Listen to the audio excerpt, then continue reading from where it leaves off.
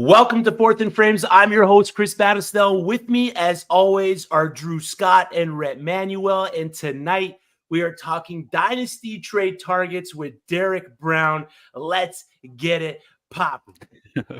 This should be played at high volume, preferably in a residential area.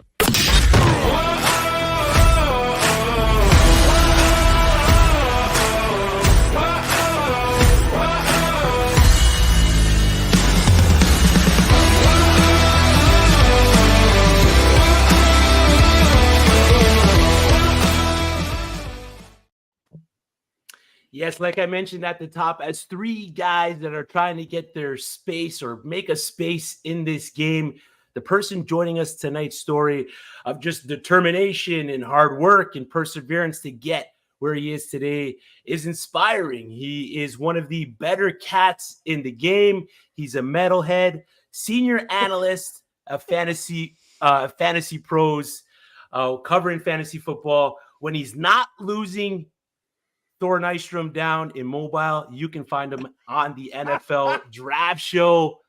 Joining us tonight, none other, Derek Brown. Derek, welcome to the show, brother.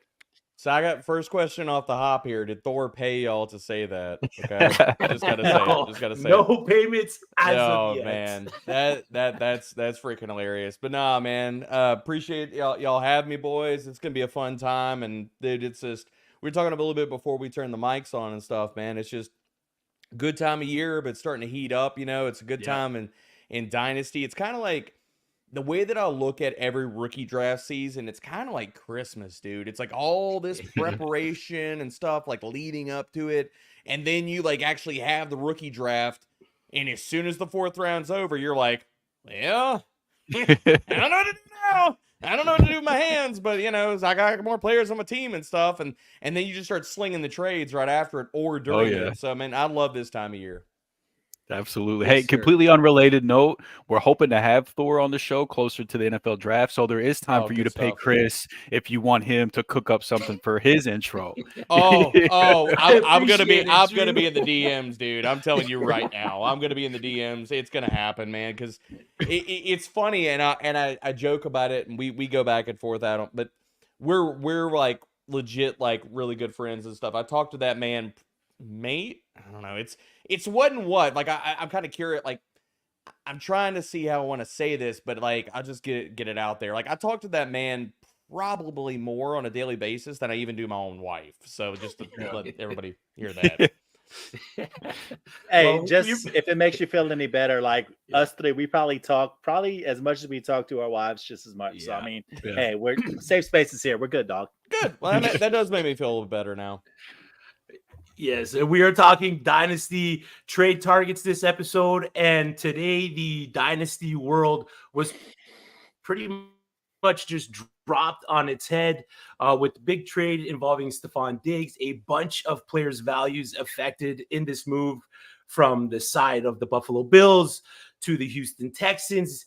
Debro, if we got to rank the wide receivers for Houston right now as Dynasty targets with Tank Dell, Nico Collins, and now the newly acquired Stefon Diggs, which order are we putting them in? And overall, which player got hurt the most and which player's value gained the most traction?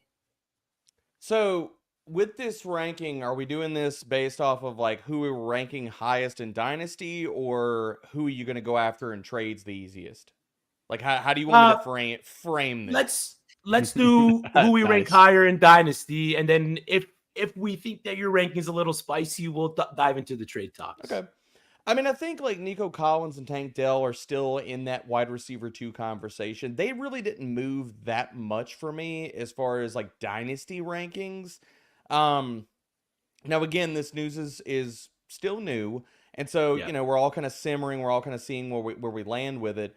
The same thing goes for Stefon Diggs. It's like, okay, he went from one really good offense to another really good offense, and one really good quarterback to another really good quarterback. It's just kind of like, okay, now he's going to have more target competition. But if it's like, that really comes down to where you're going to rank Diggs versus these other two wide receivers. It comes down to, what do you think about Stefon Diggs? Like, do you think he's washed?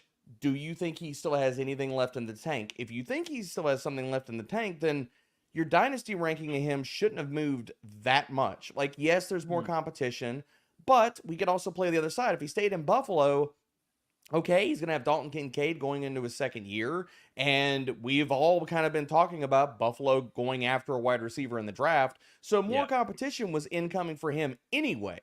But I guess to put a bow on this, guys, Nico and Tank, still wide receiver 2s. Diggs is where it depends on how you want to craft your dynasty rankings. Right now, for mine, if I pull mine up, let me see here.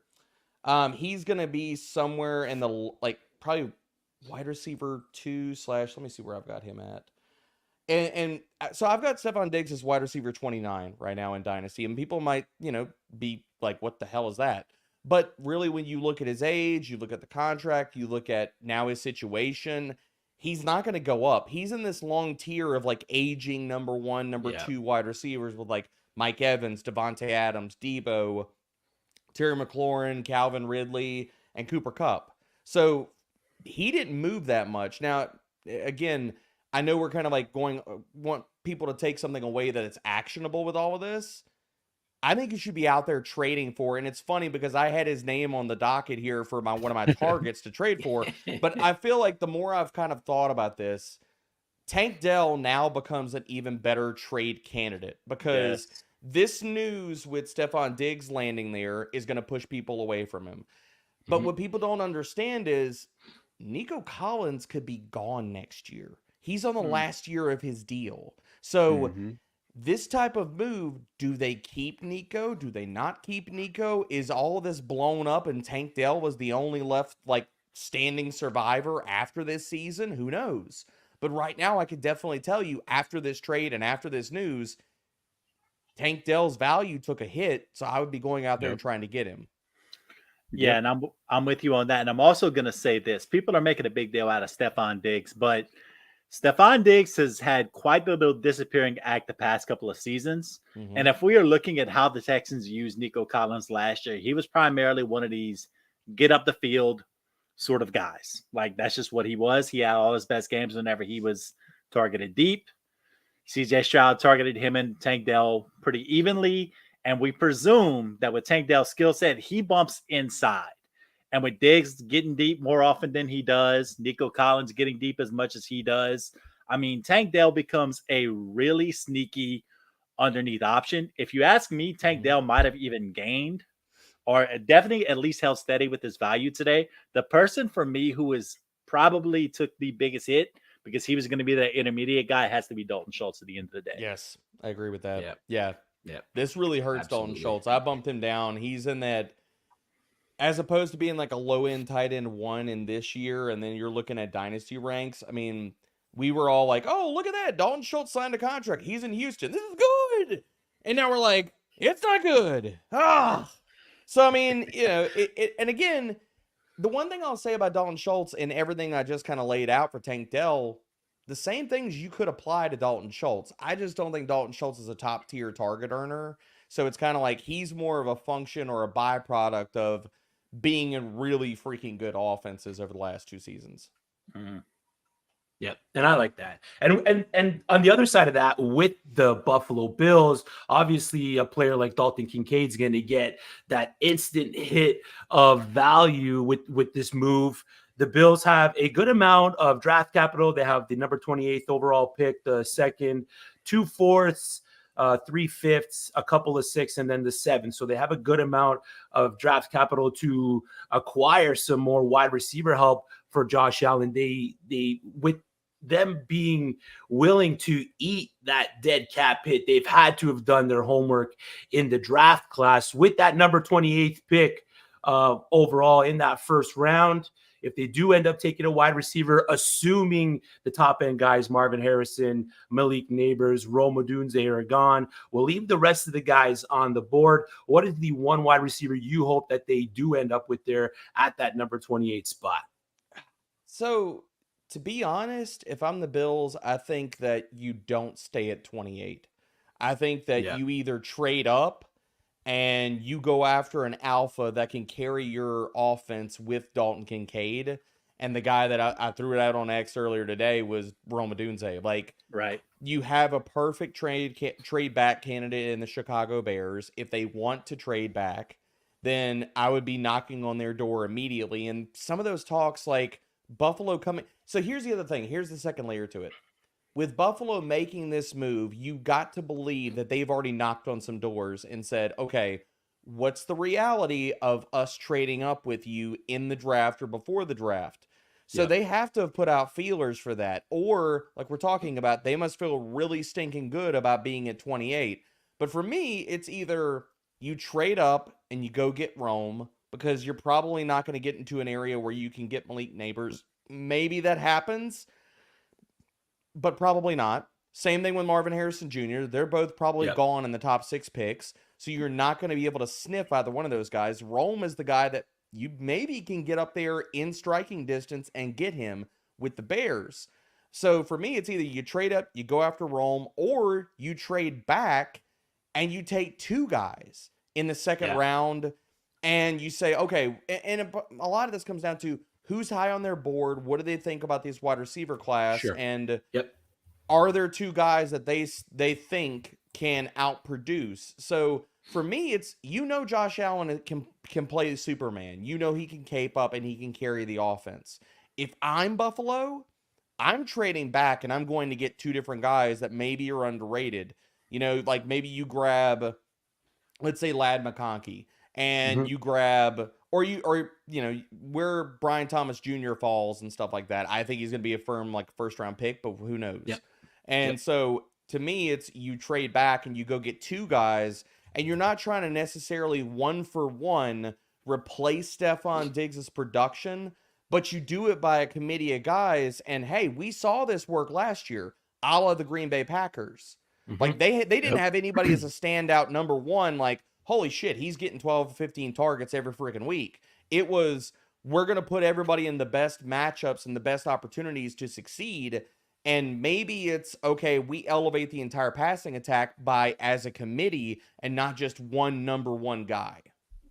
Yeah. And what's going to be really interesting for me to want to watch is if, assuming, Chris, the pathway that you laid out, that Marv and Neighbors and Odunze, they all go early, and we're looking at the wide receiver 4, 5, or 6 that lands in Buffalo. Now, let's just say Rome lands in a less than desirable spot, like the Giants or Tennessee or something like that. And then this receiver like Brian Thomas Jr. or A.D. Mitchell or Xavier Worthy or one of these guys lands in Buffalo. I'm curious to see if people then move whatever, insert receiver here that lands in Buffalo. Does he get moved ahead of Rome because of the landing spot and then turn Rome Odunze into a value? Like, because people look at that shiny landing spot and then they forget about the talent that Rome Odunze is. That's kind of my hope, is maybe this creates a value for, if one of these top 3 guys lands in a less than ideal spot, maybe we can take advantage of that. Man, if that happens, I'm going to be given a kidney to get into drafts to get Rome. I'm telling you right now, it's going to happen, dude. Alternate theory right here for you guys. Not saying it's going to happen, but let's just spitball things out here for the Buffalo Bills. They own pick 28. T. Higgins was franchise tagged, and sure, Cincinnati says that they want to keep him. But there is a possibility where I could see Buffalo taking that second round pick, number 60, and something in 2025, possibly packaging to get T. Higgins, keep 28, draft Brian Thomas Jr., and remake that receiving room altogether. I'm fine with it. And honestly, you probably don't even have to give up that much for T. Higgins, to be honest. I mean, we're seeing, like, yes, I know Keenan Allen is older, but you see, like, especially when guys need to get paid, they don't fetch these high, like, first and second round picks and stuff like that. So, like, you could maybe trade and get T, because the idea is, okay, we're going to have to freaking pay him. You could maybe flip a third to Cincinnati and get T, with the idea that we're going to have to pay him. I think it's a little bit less that they go after T. And the only reason I say that is because all the dead cap money that they're going to absorb with Diggs this year. But smart franchises, like, come on, you finagle the contract, okay? You give them a large signing bonus. You make this year super cheap. All that dead cap is gone next year, and then you let the money trick, like, it goes up next year, and you're like, okay, problem solved. Yeah. It's interesting how some of these front offices do these cap Olympics and find ways to get around the rules of the NFL salary cap. We got Derek Brown here from Fantasy Pros talking dynasty trade targets. Before we move into the next segment, let's hit the chat, bring up some of the questions in the chat.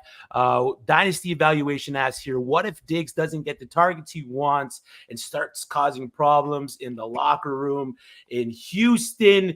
Does the perspective of who Diggs is as a wide receiver or a teammate change the atmosphere of the Houston Texans locker room in a negative way? So here's my thing. D'Amico Ryans has been in the league. Like he established a culture in the first year of Houston, and I don't see that changing. And could he be a problem child in Houston? Sure, anything's possible. I mean, hell, AB freaking froze his foot to try to get out of Las Vegas, so I don't put anything past anything in the NFL anymore, okay? So, I mean, I'm just saying, anything can happen, and we can't say it won't because we've seen a bunch of crazy stuff happen every single year. But just looking at this in a microcosm, I think that Stefon Diggs, because he wasn't a problem child when he went to Buffalo. He got targets, he played well, things like that. Like, I don't see this probably being a problem. Now, are there concerns? Sure, but I'm going to throw this back at you guys. Like, do we not think that Houston did their freaking homework before they made the trade? Like, they weren't just like, hey, we have a really good situation. Nico's here, Tank. Like, we just got Joe Mixon and we have Dalton Schultz. Let's add a problem child to the locker room now because, you know, we're not a good enough offense. Things didn't go well. We didn't make the playoffs last year. We don't have a franchise quarterback.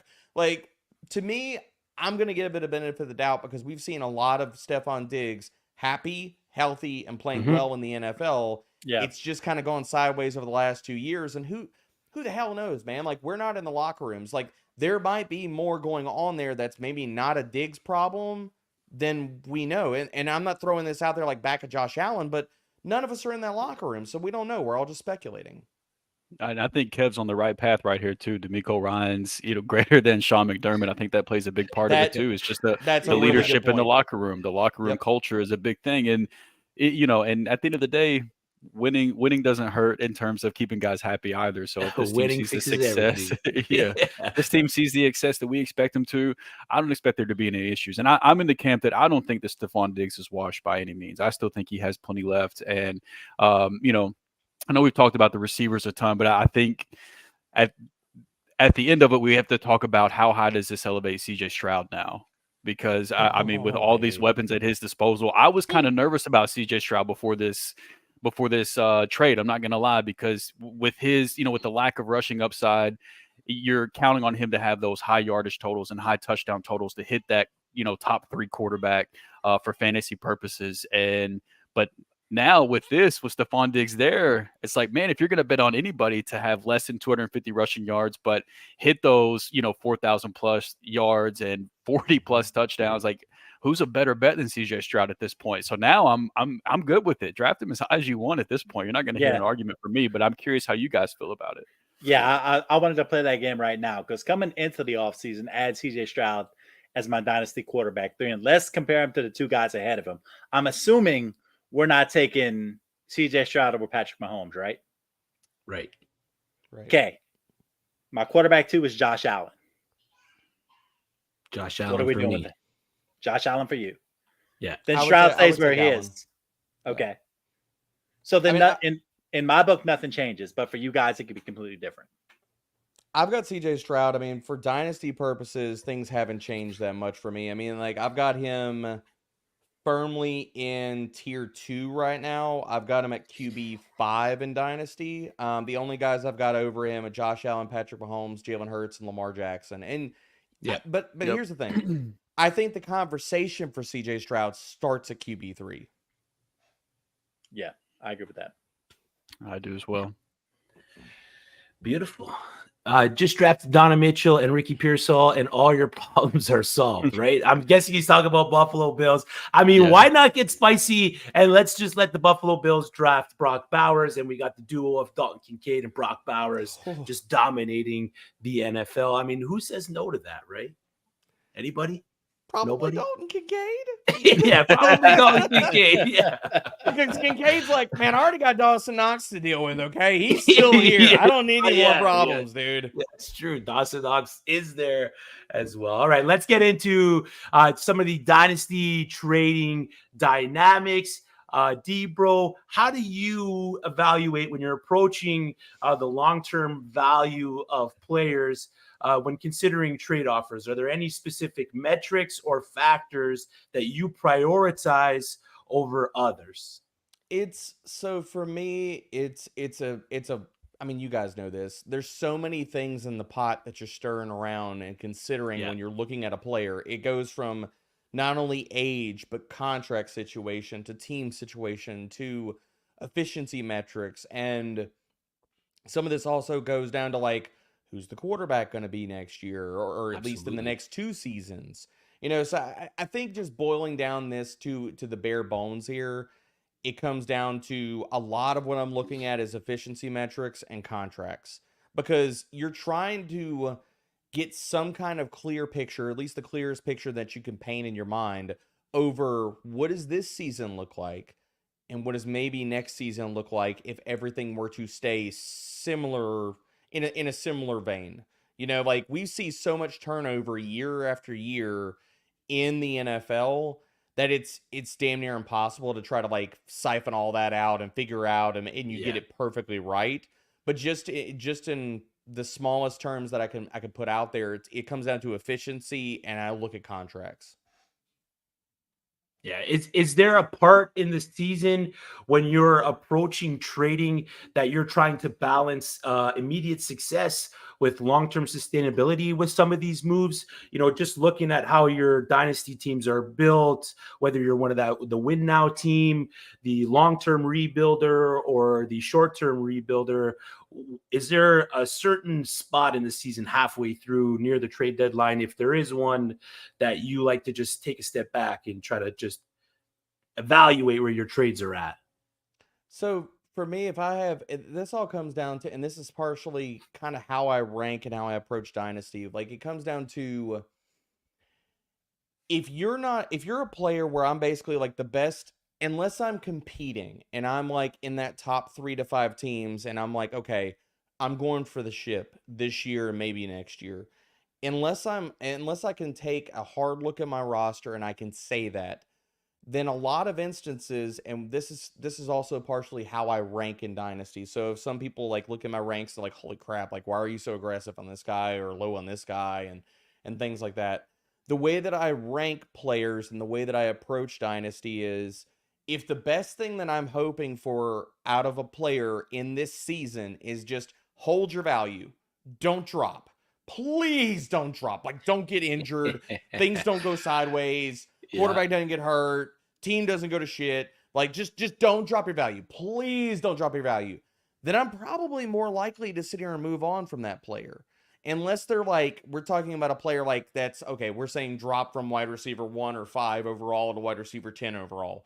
But like players that are falling in the middle of that, like you Chris Godwin, Mike Evans, like some of these players that are on the cusp or have been on the cusp, I would rather be out, and I'm okay with being wrong. And this again goes back to Dynasty, like how I play is I'm okay being wrong and getting out too early on a player, but I don't want to be left holding the bag. So for me, I'm more willing to move on from a guy in season, and I'll kind of like look at my rosters and I'll say, okay, I've got Stefon Diggs on a few different teams.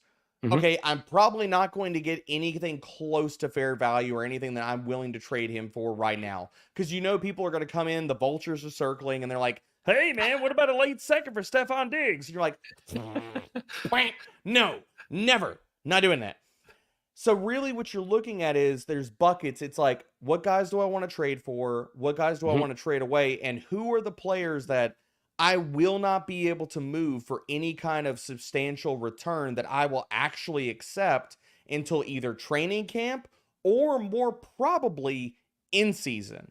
And that's where you say you go to a contending team or a team that just had an injury or what have you, and you say, hey, I got Stefon Diggs. How's that 25 first looking? Like you're going to compete. You're 4-0 or 5-0. You just had an injury. I mean, come on. Here's Diggs. Give me your first. You're going for the ship. Look, you win it all. You're going to be the 112 this year. Come on. Like, why does that matter to you?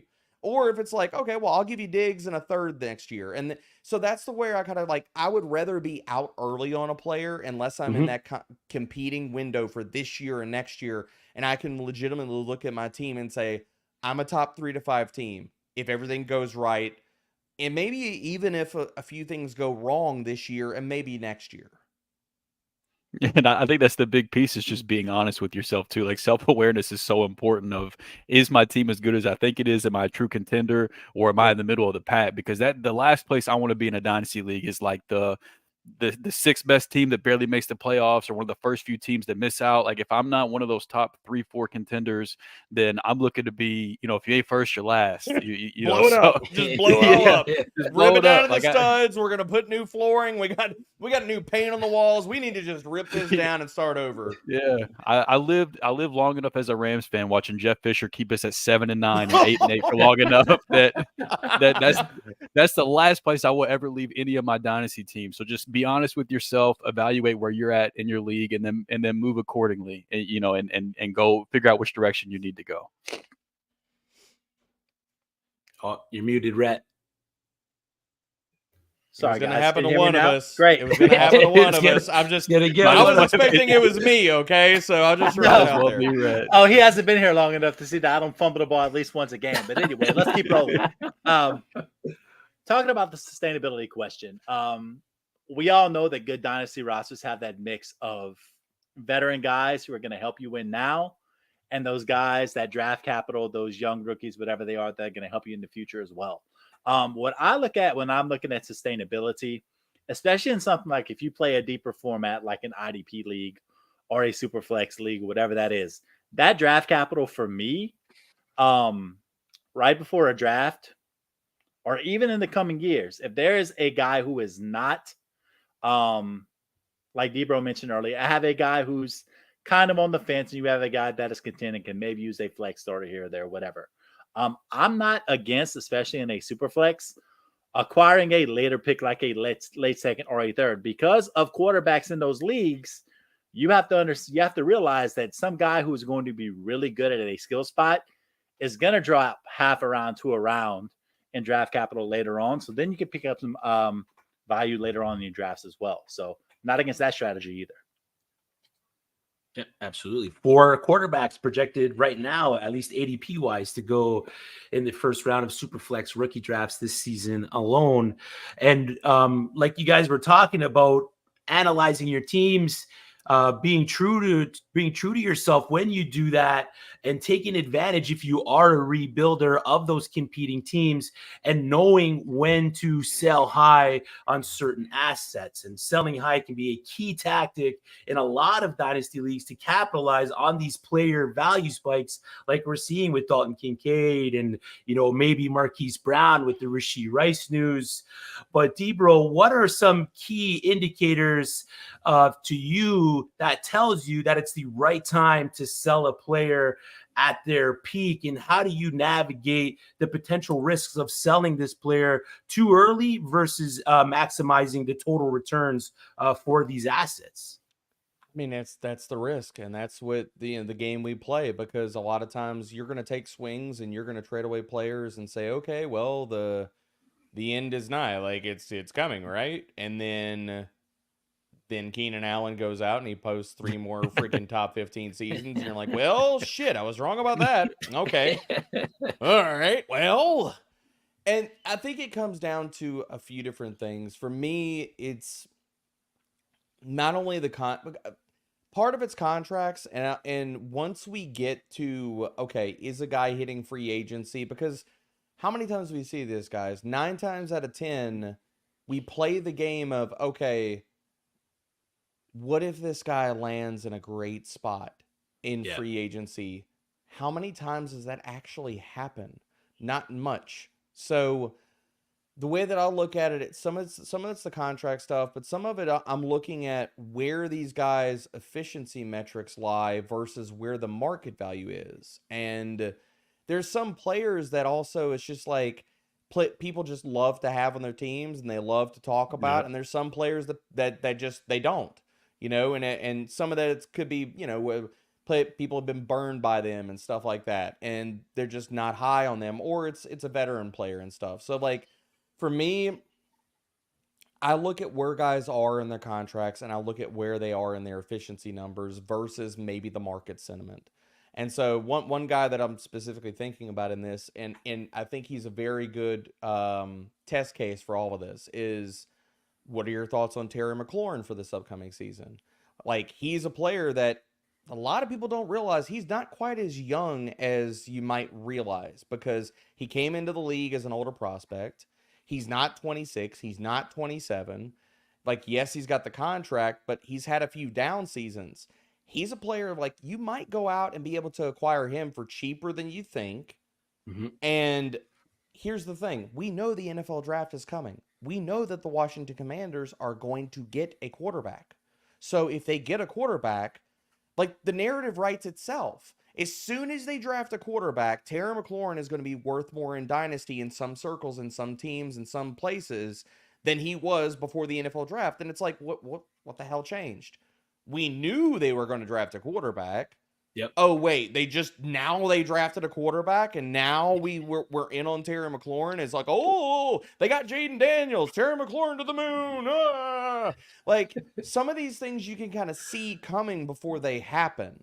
So part of this is playing the market, but the other part of that is playing where these guys are in their careers. Are the efficiency numbers dropping? And yet everybody's like, I don't care. I love this player. Another guy that rings this true to me is Rachaad White. Like, he did really good last year because he got all the freaking snaps. He played all the downs. But he's not a great player in terms of efficiency. Like, he doesn't break tackles. Yes, he's using the passing game, but part of that's a function of he plays all the damn snaps.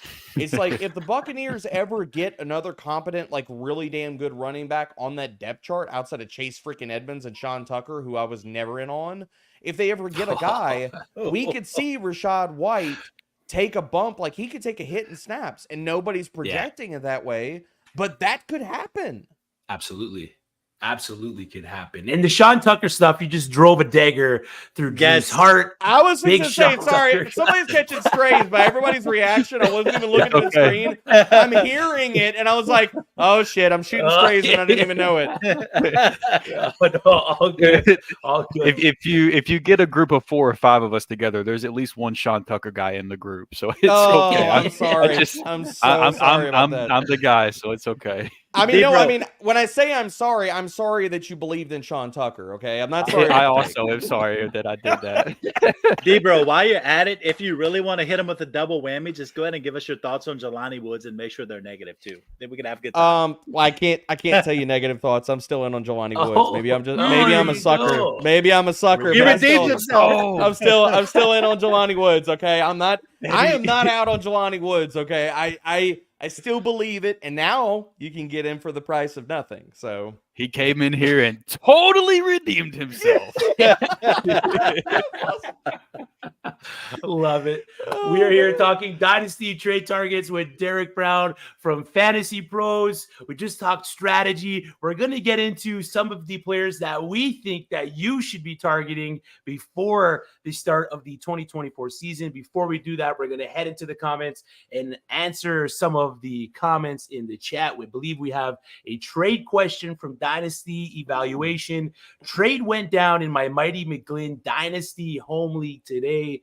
24-103 and 211 for Nico Collins, 111 and 307. What side do you got? John McGlynn, I'll hang up and listen. So what side you like, the value of the 103 and 211, or are you taking Nico Collins, the 111 and the 307? So I'm gonna throw this back. I'm assuming this is Superflex. I don't know if y'all y'all let's making go the same assumption. Superflex. Like I'm assuming this is Superflex. Yeah, I think it's fair. This really comes down to, like, do you need a freaking quarterback? And if you need a quarterback, I'm fine with the 103 side, because I draft my quarterbacks. I don't trade for my quarterbacks. And because in Superflex, you're going to have to pay an arm and a leg, and you might Yep. be Yeah. having to offer up, like, do you need me to donate blood to a loved one? Like, what does that look like for you? I don't know. Like, those things might need to happen. And I'm not willing to pay the iron price. Now, somebody could look at this trade and say, well, this is the iron price. I mean, you're basically giving up, say, Nico Collins is worth any random, like, mid to, say, the 107, 108 in this year's class. Maybe, probably more likely the 109. So even if you were to just frame it that way, like the 109, and it is super flex and tight end. Okay. Yeah. So this is about what we thought it was. So say Nico Collins is worth about the 108, the 109. So basically this is 2 firsts and a third for whatever, like almost like the quarterback of your choice. Like, cause we know Caleb's going to go with the 101. 102 is a grab bag. Who the hell knows is going to go with, like, it could be a white, just say it's Marv. Okay. And then, so you're on the board and you have the opportunity to maybe take the second QB off the board, or you're looking at this as an upgrade and you want the wide receiver. But I look at this as a trade for a quarterback. So for me, I think this is honestly a fair trade, and a lot of people won't look at it that way. But I look at this as a fair trade because in most Superflex leagues, if you're going to pay up for a really damn good quarterback, and I look at this is Jaden Daniels and the 211 for Nico Collins, the 111 and the 307.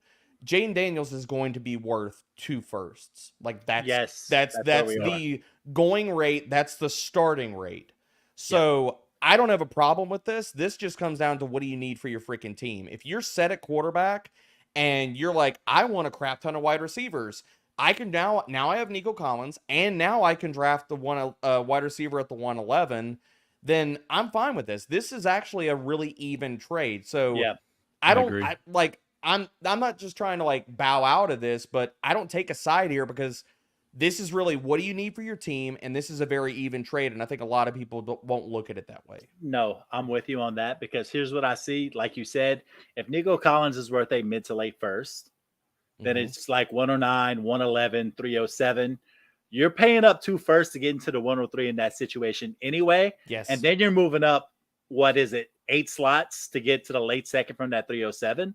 I mean, if you're asking me if you need a quarterback, I might actually prefer in any situation that other side of the deal, the 103 and the 207, by just a hair, in my opinion. That's where I'm at. Yeah, for me, like I like to be on the side where I think I'm getting the best piece. If I'm doing a 2 for 3 or a 1 for 2, I typically want to be on the 1 side or the 2 side whenever you're talking about that. So like in my mind, the 103 is the most valuable piece in this deal. And I think fast forward a year from now, like just looking at what Anthony Richardson did in limited time and how he's held his super flex value. Now, fast forward that, look at Jaden Daniels. I don't really care what Jaden Daniels does in his first year. He's probably going to do enough to hold his value to where he's going to be a more valuable dynasty asset, following next season compared to Nico Collins or whoever you draft at the 111. So I would rather be on that end personally, but I do agree that it's a relatively even deal. Well, I'll double down on what you just said there, Drew. If Jaden Daniels plays all the games with his rushing alone, he will be a top 12 quarterback in fantasy this year. So let's just say that. So if he's a top 12 quarterback in fantasy, how hard do you have to squint? Like, and again, this goes to how are we playing the market and trying to look at what the next season looks like? Okay, so let's play that out. Jaden Daniels right now, I've got as my QB6 in Dynasty. People might think that's spicy. I don't think it is. But if he goes out there and say he finishes as the QB11, the QB8, somewhere there in there this year, could he hop Lamar, who's a year older? Could he hop Jalen Hurts, who's, again, is a year older? The conversation for Jaden Daniels, again, like we're talking about, might start at QB3 in Dynasty next year if he goes out and he smashes. Yeah. I could absolutely see where that happens. Yeah, so give me the 103 side. Beautiful. All right, John, there you have it. Thank you for tuning in. Longtime listener, first-time caller, John McGlynn dropping the line. Let's get into the players. Some players we're going to give you guys that you should be targeting for the 2024 season. And, of course, D-Bro, as the guest, you get to go first. Who is your first Dynasty trade target for 2024? So this is a guy, and people might actually be surprised for me to say his name because I was a longtime George Pickens hater. And so people might Yeah. be very interested to hear, or at least surprised to hear, that George Pickens is the guy that I'm bringing up first right now. But the market sentiment of George Pickens does not match the bump that he's getting right now with Deontay Johnson gone. And a lot of different ranking sets and how people are looking at the Steelers. The Steelers are a gross team, and people are not high on the Steelers. And a lot of that is, what did we see last year? Look at the quarterbacks they have there now. And I'm like, why do you not want to go trade for George Pickens right now? We've already seen what this looks like with Deontay Johnson and shittier quarterback than we probably Yeah. shittier quarterback play than we probably get this season. Like, the combination of Absolutely. Russell Wilson and Justin Fields could sure as hell play better than Kenny Pickett and freaking Yeah. Mason Rudolph and Mitch Absolutely. Trubisky. So you're telling me we get a quarterback upgrade? Deontay Yep. Johnson is bye-bye. And last year, whenever Deontay was not in the lineup, so weeks 2 through 5, George Pickens, amongst all wide receivers, was 10th in target share, 1st in air yard share, 8th in yards per route run, and oh dear Lord, he was the wide receiver 16 in fantasy points per game. And why the hell do we not want to trade for George Pickens? Oh, because it's Russell Wilson and it's because it's Justin Fields? Oh, that's right, because Cortland Sutton didn't catch a crap ton of touchdowns last year. And DJ Moore didn't smash last year. Yeah, it just sucks. Well, we shouldn't want George Pickens. No, not at all. Yeah, I was also in the camp with you that I was not the biggest George Pickens fan either. But after they've just paved the way this offseason with trading away Deontay and upgrading the quarterback room, no matter how gross folks may think it is certainly an upgrade. I don't know how you don't want to go out and trade for him. So I know you're really tugging at Rhett's heartstrings right now because he's been a Pickens guy long before I was. So you're making him happy. But yeah, I'm on board as well. I have been turned. I'm a George Pickens guy now too. Yep, same. Rhett, nothing to add there. They pretty much said it all. I mean, with George Pickens, you know what you're going to get with him at this point. He is a very high upside guy. What I'm curious about this year is in that wide receiver 1 chair. The question needs to be, does he diversify that route tree? Because a lot of times he's been an X guy. He's been up the field. He had that monster game last year. Might have been playoffs, just huge, just whatever it was. Crazy numbers, 200 something yards. But for me, in that wide receiver 1 chair, the big question for me is going to be, yes, he's going to get the large percentage of the targets.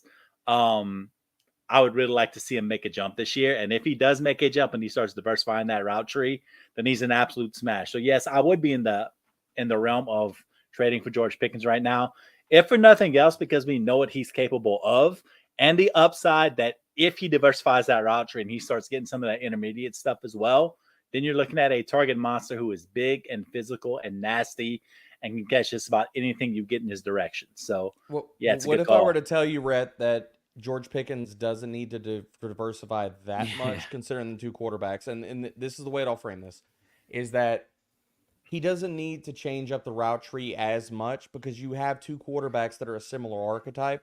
Russell Wilson doesn't know where the middle of the field is. Has never in his career. Justin Fields, it's a very similar conversation. So he can run those boundary routes and get deep and stuff and be a perfect fit for those 2 quarterbacks specifically, and honestly not have to change his game up a ton. Debro, are you trying to tell me right now that the George Pickens upside is unlimited? Is that what you're telling me? I'm telling you that he could be a wide receiver 1 this year, so yes. There you go. Limited. All right, so I knew what you were putting out there, and I was just like, I can't do that. Russell Wilson's too cringe. I can't do the unlimited. I can't do it. That's why I love him. here for. We'll do it for you. It's fine. I was like, I can't do it, man. I gotta stay away. I know I can't do it. It's like the forbidden fruit. We very much so lean into the cringe here.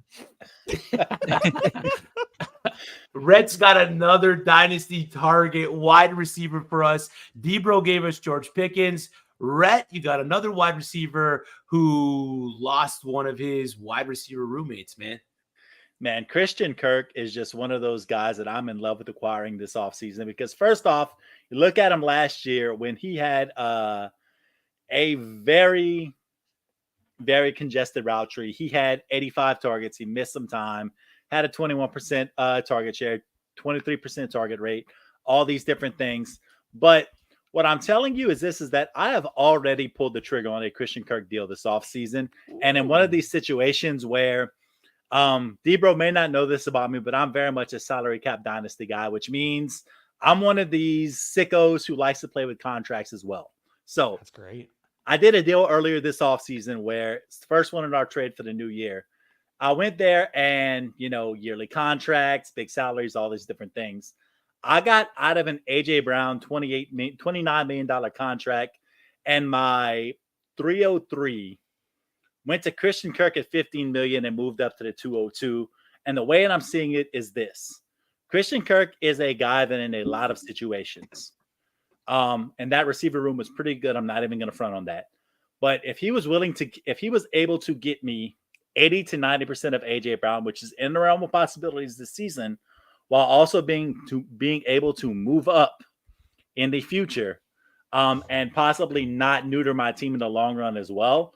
I mean, Christian Kirk is just one of these guys that he might not give you these huge weeks. Matter of fact, if we look at his game logs from last year, we are looking at a guy that had 2 100-yard games, had 110 in week 2 against Trent McDuffie, and 104 in week 10 against the Amador Noir of San Francisco. All this to say he didn't have a wide receiver 1 week last week outside of week 7 against Alontae Taylor. So he's not necessarily a sexy guy that people are going to go out and say, oh, man, he's going to come out, he's going to smash every week. Except for the fact when you look at 2 years ago, when he was the guy in Jacksonville and there was no Calvin Ridley, he had a great season. So we're looking at more of that this season. I'm not worried about the draft. I know Zay Jones is pretty good, but all in all, I think he's established that trust with Trevor Lawrence, and I think he's a guy that you can probably go out there and get for relatively cheap in dynasty formats and gets a pretty good return this season and for the next few as well. Yeah, this is a good call. Christian Kirk is a guy that I'm in on for this season. And I'll just throw this out here real fast. Weeks 2 through 12, because he wasn't a full-time receiver in week 1. He only played 60% of the snaps. They were doing goofy stuff, and Dougie P was like, oh, let's run a bunch of 2 tight end sets because that's going to work out well. It didn't work out well. But weeks 2 through 12 last year, his full season pace was 138 targets, 94 receptions, almost 1,300 yards, and he was the wide receiver 19 in fantasy points per game. So you're really getting him for way cheaper than the production. Now, with that, I'll double down on Rhett's call here. I would trade for Christian Kirk, and he might only cost you a late second this year, as far as pick wise, or you get him in a deal. I would trade for him now because I don't feel like people really believe that he's going to be a wide receiver 2 in fantasy. And whenever he's putting up this monster production in season, I would then flip him for even a better return in season, because the worry about Kirk in Dynasty is that after this season, the Jaguars could cut him anytime after the 2024 season. His money flips in his contract after the 2024 season. And quietly, we're talking about these guys that are a little bit older than you think. This is going to be his age 28 season. So he's right now where you could trade for him, and if you're a contender, you ride that party bus all season long, or you trade for him now and you flip him for more equity. Good call there, too.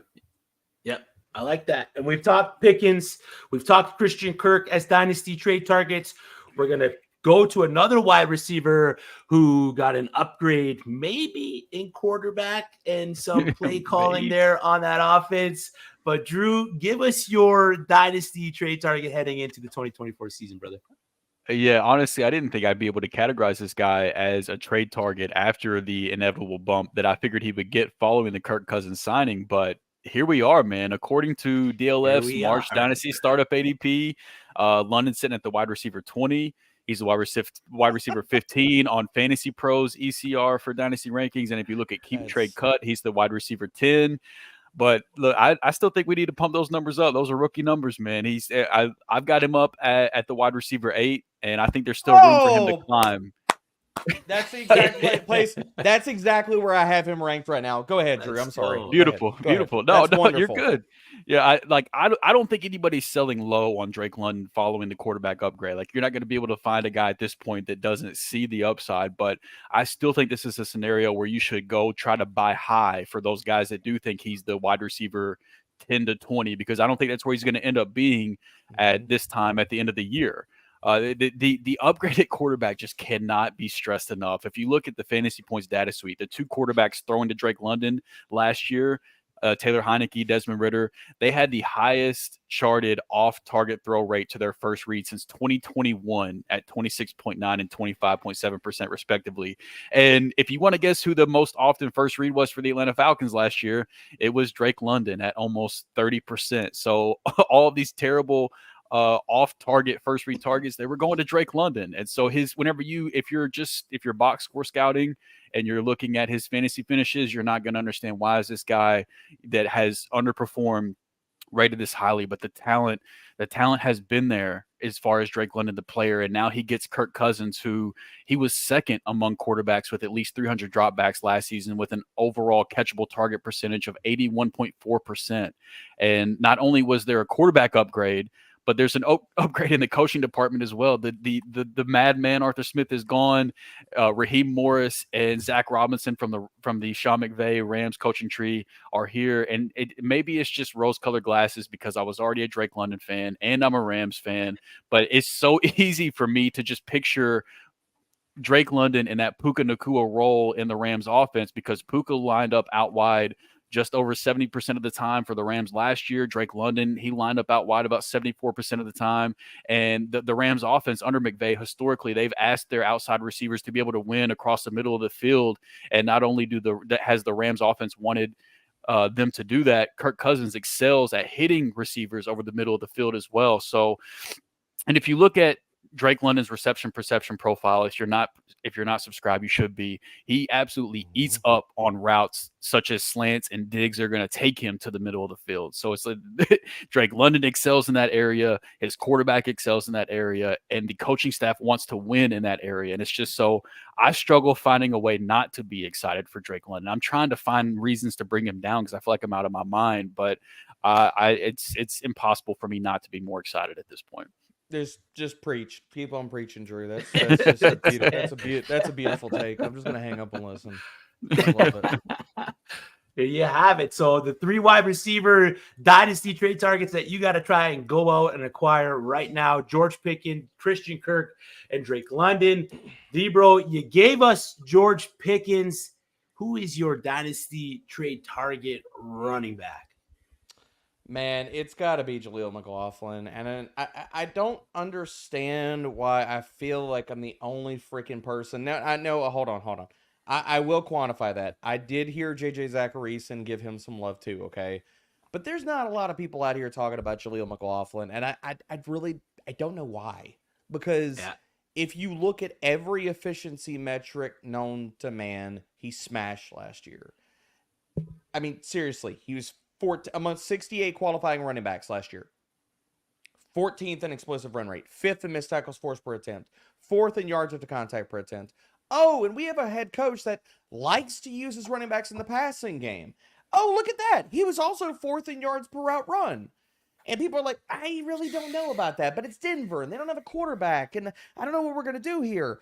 Okay, so that's why you can get Jaleel McLaughlin, who's basically, per the numbers, a discount version of Devon Achane.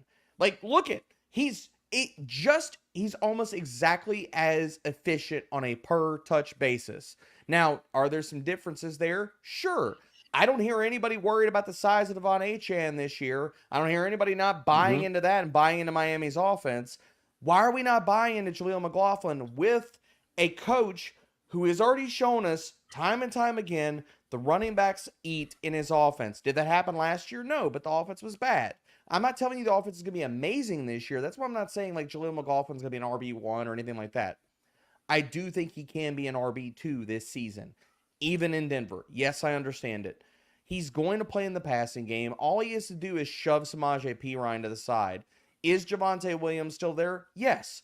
Javonte Williams was not Javonte Williams last year. And I don't know if Javonte Williams, the early career or North Carolina version's ever coming back, because he sustained a devastating injury. Can that get better in year 2 off of it? Sure. But are we definitively going to say he can get back to being the guy he was before? Because he was nowhere close to that last year. I'm not willing to say that. So, okay, we have a hyper-efficient running back that is being left for dead and nobody cares about, that could explode this year in the pass game and get opportunity. And I'll even throw it out there. He might out-touch Javonte Williams easily this year. And I don't think that's a hot take. So get him thrown into every trade that you got going right now, because he's not going to cost you much. And he's easily acquirable because of all of these risk factors, and people are so worried about it. It's like, we have seen Sean Payton utilize small running backs, a la Darren Sproles. Pierre Thomas wasn't the biggest guy in his offense, and it's been great. Go ahead and trade for him now.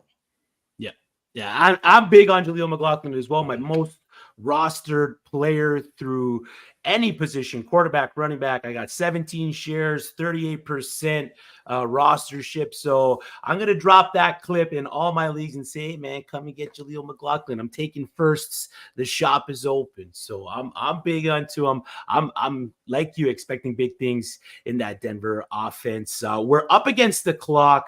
We got Shoot the Gap, the IDP show, coming on right after us. We got Derek Brown, D-Bro from Fantasy Pros here with us talking Dynasty trade targets. You gave us George Pickens. You gave us Jaleel McLaughlin.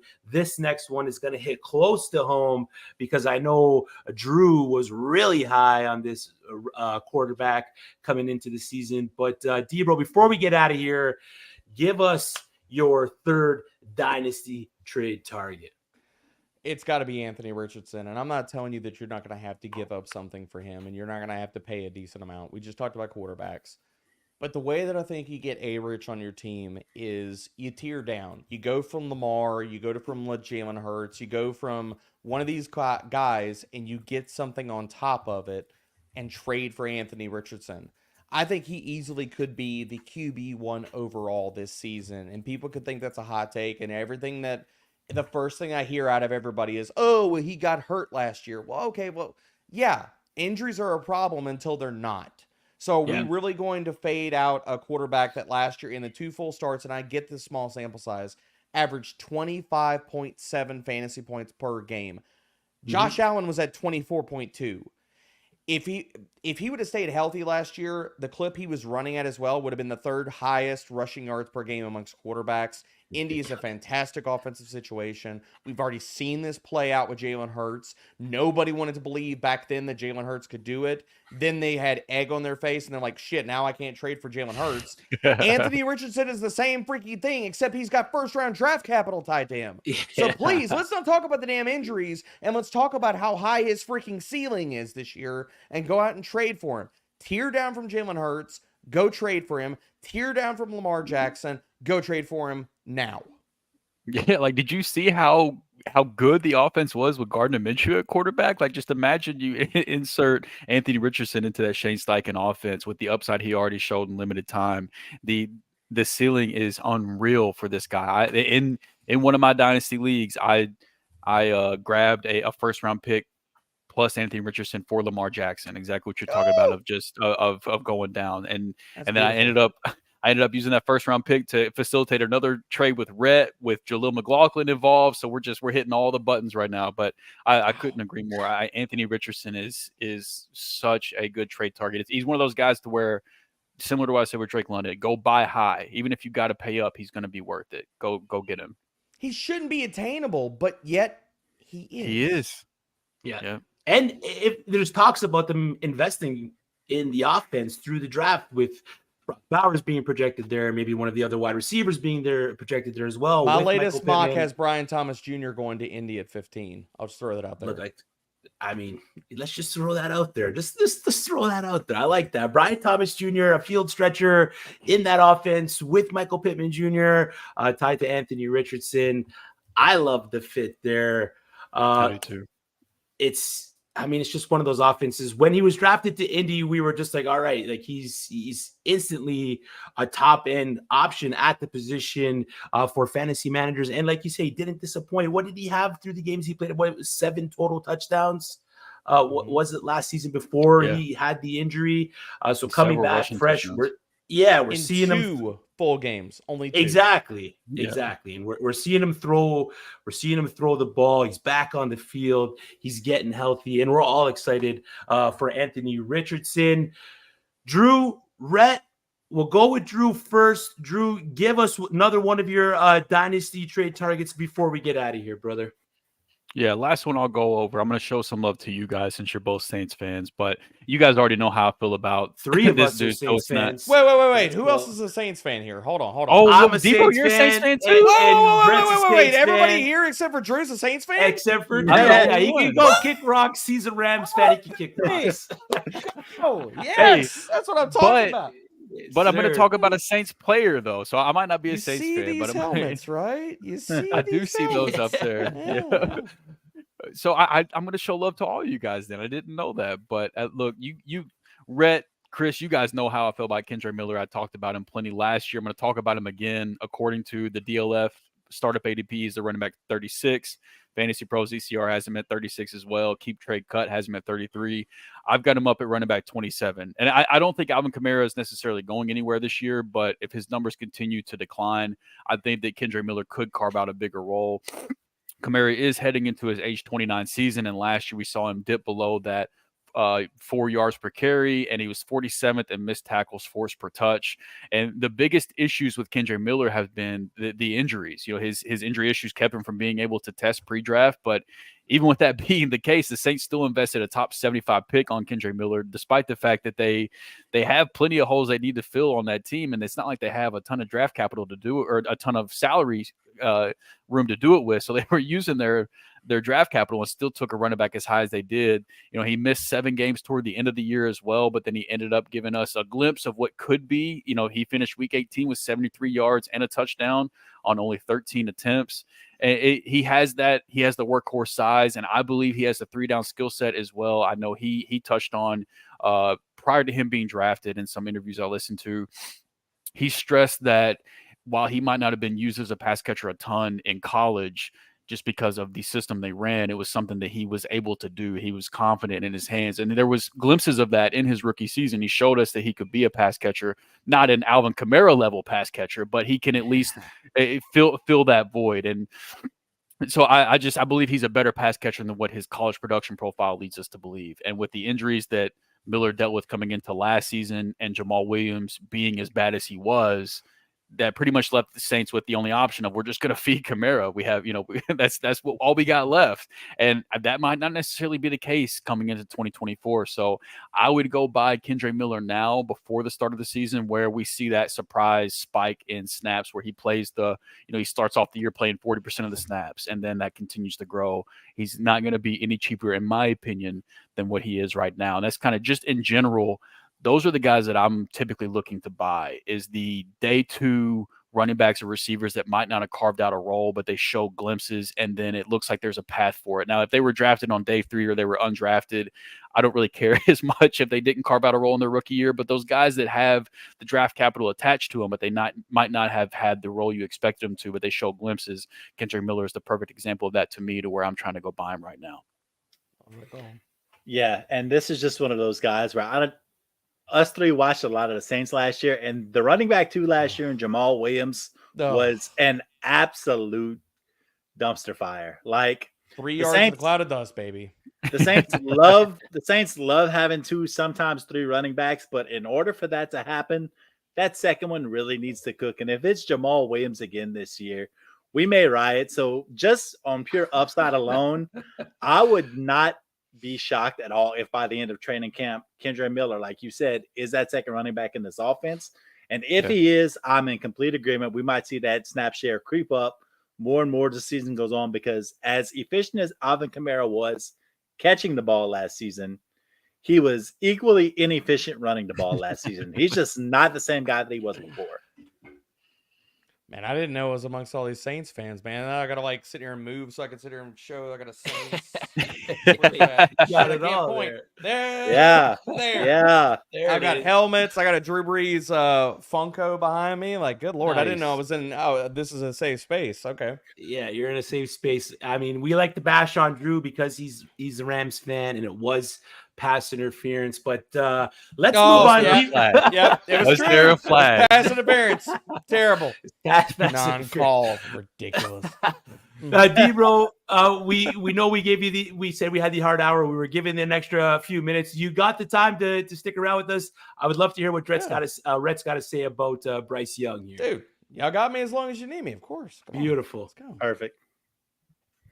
Rhett, All right. let's hear it, So brother. I guess the floor is mine now. So Bryce Young, I get it.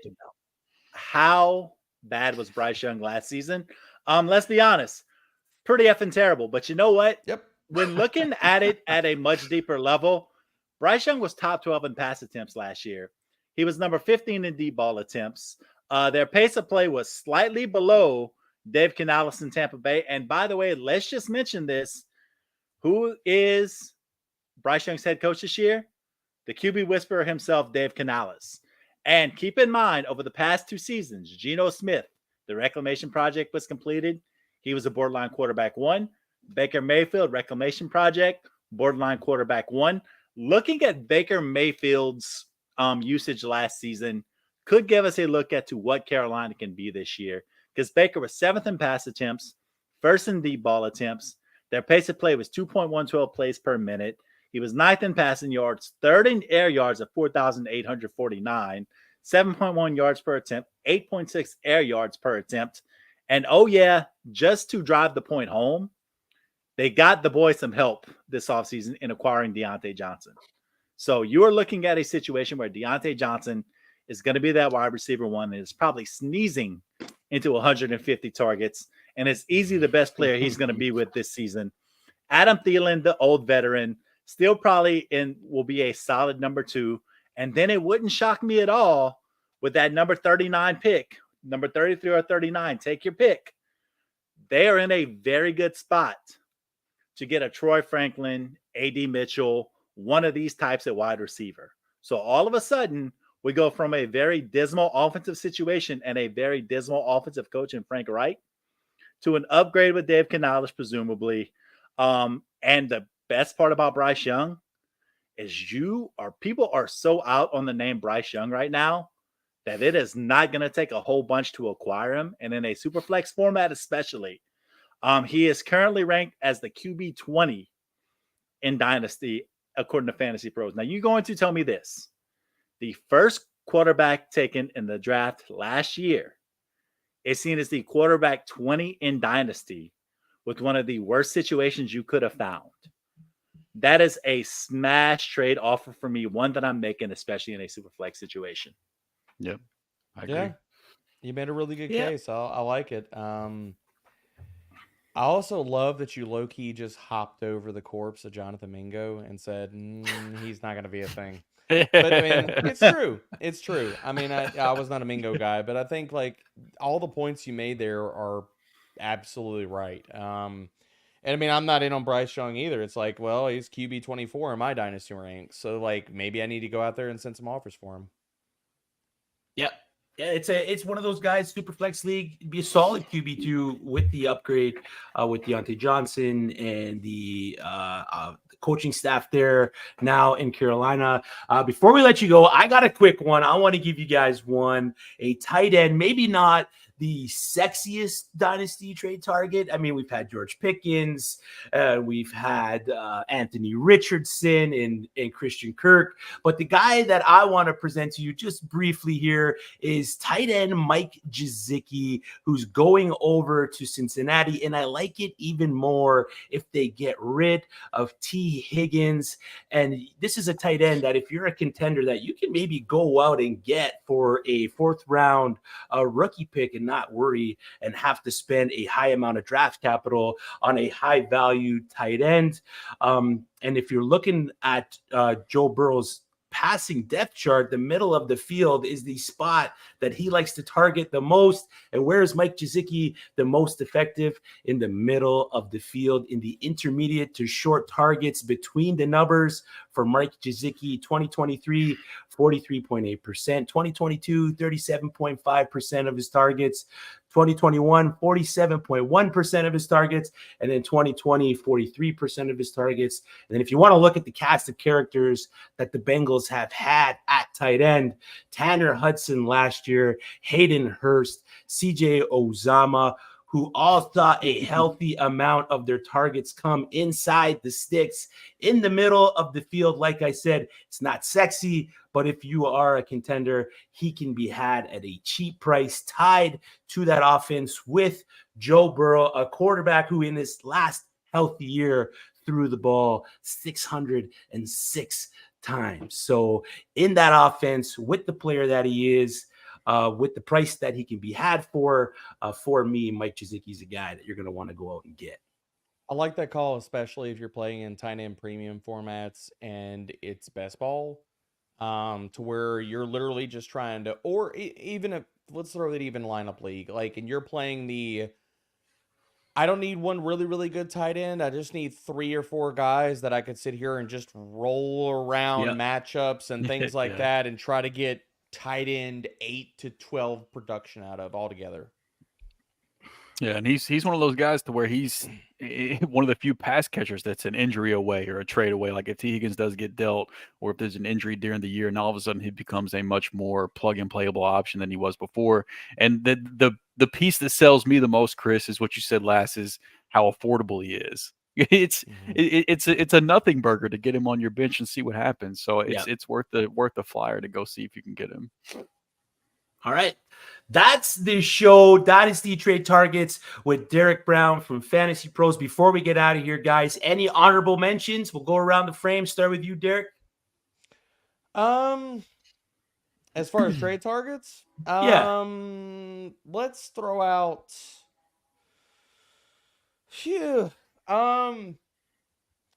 I'll throw out a guy that I've been trying to get. Screw it. We already talked about him earlier. I was going to go with a deeper name or something like that. Screw it. It's Jelani Woods. Let's just go with that. Because you're playing in spots where in that offense, I just talked about Anthony Richardson. Jelani Woods has the athletic profile. What we saw in his rookie season on a per route basis was fantastic. If he can come back and look, if Indy does not address, say that fine, they could draft Brian Thomas Jr. If A-Rich is that guy, this entire offense is going up. And we know tight ends live off a touchdown production. That's where it all comes down to. The dude is a freaking galloping horse down the field. So if he's healthy and he's playing and he has the role, he's going to produce. Yeah, I love it. I love it, man. Yeah, you know, I love that. So the one for me, we talked about Bryce Young already. It would be the number one target that Rhett brought up in Deontay Johnson. That would be the last honorable mention for me. Given that offense to separate, the elite separator they so desperately need, and it being in a contract year as well, I think he could, play extremely well, get a ton of targets, and then find his way into a decent contract. Yeah, I like that one. Rhett, you got one? For me, 2 guys, I'm going to go say, first off, Tajay Spears. I know they signed Tony Pollard for a good bit of money. All I'm going to say is that in a very limited role last year, Tajay Spears, 45 receptions, 4.6 yards per carry, extremely efficient in the time that he did have. And even if they're in a timeshare this season, which seems very likely that they're going to ride the hot hand on a week-to-week basis, still wouldn't shock me that Tajay Spears was around 150 touches last year. Wouldn't shock me to see both of those guys get around that 200, 220 touch realm this season, and Tajay Spears with an extra 70 touches. If 20 of those are receptions, you're looking at a 65 reception season. And in a half or full PPR format, you're looking at a guy that is going to deliver some very nice weeks for you and be a borderline RB2. Other guy, don't really have much data, but I think you need to be going out and getting JSN right now. Wide receiver 27 on Fantasy Pros. It's just, he's a smash right now, in my opinion. Get him while you can. Yeah, I love him in that grub offense. He's going to eat at his position. And I got one more, Jahan Dotson, upgrade in coaching staff. He's going to be in the Kingsbury system. That's going to be fantasy friendly. He's helped develop these young quarterbacks. They're going to get a young quarterback in there. He's separating from that Bieniemy's offense that likes to spread the ball around.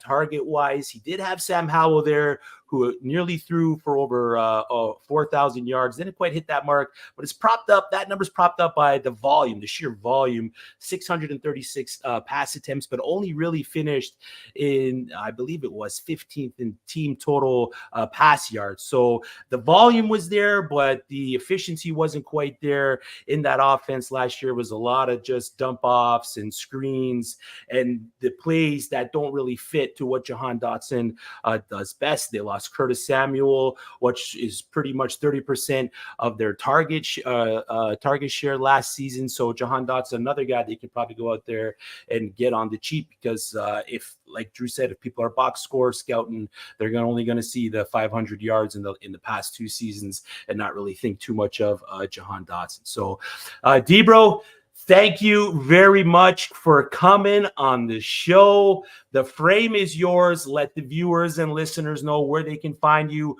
what you got going on inside of fantasy football, outside of fantasy football. The mic is hot, man.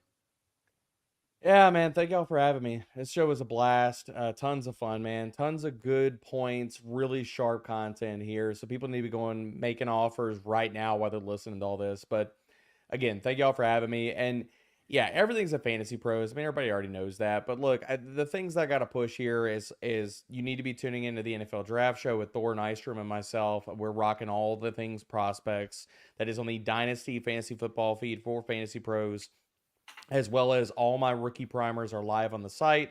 I'm constantly updating those. My quarterback, running back, wide receiver, and tight end primers, adding players to those as I continue to get deeper and deeper in this class. I think I've added 8 or 10 players over the last week. So people go check those out. As well as later this week, I'm dropping my top 50 boards. So for Dynasty rookie drafts, this is going to be one quarterback and Superflex, but it's 50 players deep. Every single player has a write-up for them. So you can print this out. You can use this. You can have this saved and starred for your rookie Dynasty drafts. I mean, I'm just trying to make it easy for people. Yeah, I love it. I love it, man. Well, thanks again for coming on the show. Thanks to all the viewers that tuned in and dropped a line.